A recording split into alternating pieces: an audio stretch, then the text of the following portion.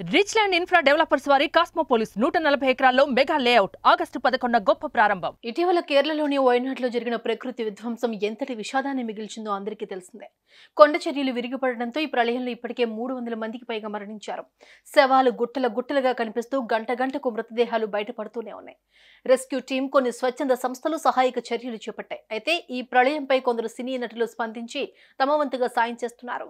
తాజాగా Tollywood star hero Allu Arjun నేను సైతం అంటూ మరోసారి తన మంచి మనసును చాటుకుని భారీ విరాళాన్ని ప్రకటించారు.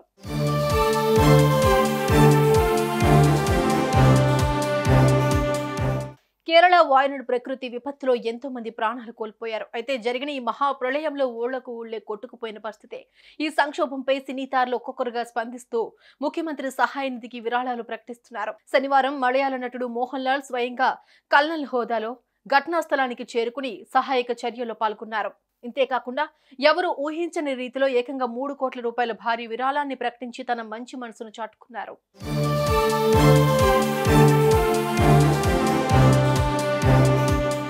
ఇక ఇదే తోవలో ప్రముఖ హీరో శ్యాన్ విక్రమ్ తన వంతు సాయంగా కేరళ గవర్నమెంట్ కి 20 లక్షల రూపాయలు అందించారు. విఘ్నేష్ శివన్, నయనతార దంపతులు సైతం 20 లక్షలు విరాళం ప్రకటించారు. ఇక హీరోయిన్ రష్మిక మందాన కూడా 10 లక్షలు ప్రకటించారు.